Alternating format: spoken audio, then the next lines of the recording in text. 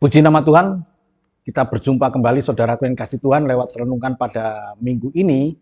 Dan hari ini kita belajar mengenai sosok yang bernama Mordekai. Kita lihat di dalam Ester 3 ayat yang ke-6. Dikatakan, tetapi ia menganggap dirinya terlalu hina untuk membunuh hanya Mordekai saja. Karena orang telah memberitahukan kepadanya kebangsaan Mordekai itu. Jadi Haman mencari ikhtiar memunahkan semua orang Yahudi, yakni bangsa Mordekai itu, di seluruh kerajaan Ahasiveros. Amin. Nah, saudaraku yang kasih Tuhan, hari ini kita belajar dari sosok yang bernama Mordekai ini. Arti dari kata Mordekai itu adalah pengabdi atau hamba atau pelayan. Itu Mordekai. Jadi Mordekai ini punya hati yang melayani Tuhan, walaupun dia ada di dalam pembuangan kerajaan Babel.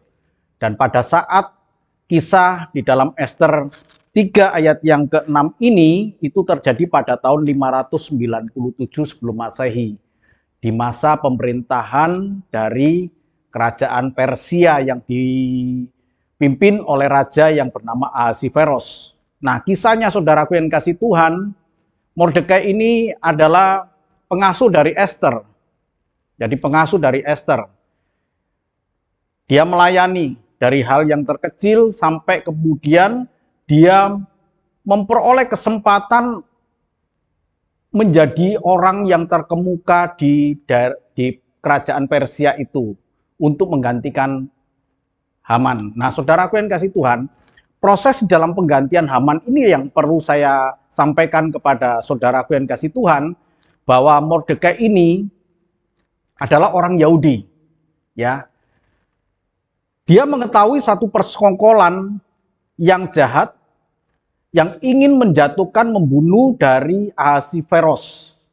Dan kemudian dia sampaikan hal itu kepada Ester.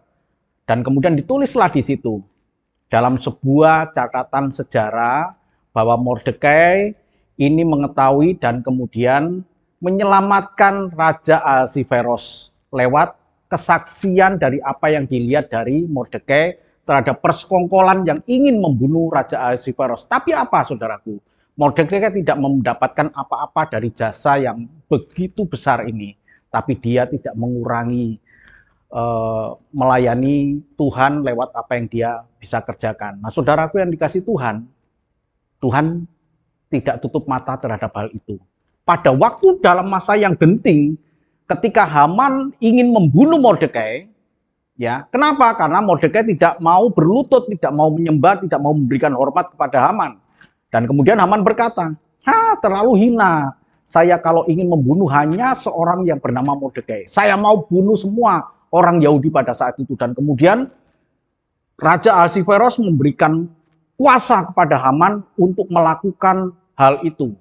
Di saat genting itulah kemudian Tuhan menolong Mordekai dengan cara Ester yang tadinya diasuh itu memberitahukan kepada Raja Ahasiveros bahwa ada persekongkolan, tolong dibaca sejarahnya. Nah, raja kemudian tahu ada sejarah jasa dari Mordekai ini. Dan akhirnya saudaraku yang kasih Tuhan, Haman yang tadinya ingin membunuh Mordekai, tiang gantungan itu akhirnya untuk Haman. Kisah selanjutnya, kedudukan Haman digantikan oleh Mordekai.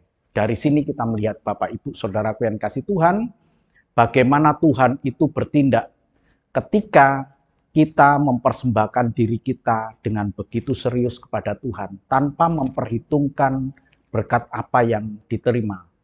Kita tidak memperhitungkan, tapi Tuhan akan memperhitungkan. Sama seperti Mordekai. Arti Mordekai adalah mengabdi. Arti Mordekai adalah pelayan. Begitulah kita. Layani Tuhan, pasti Tuhan memberkati kita. Tuhan memberkati. Amin.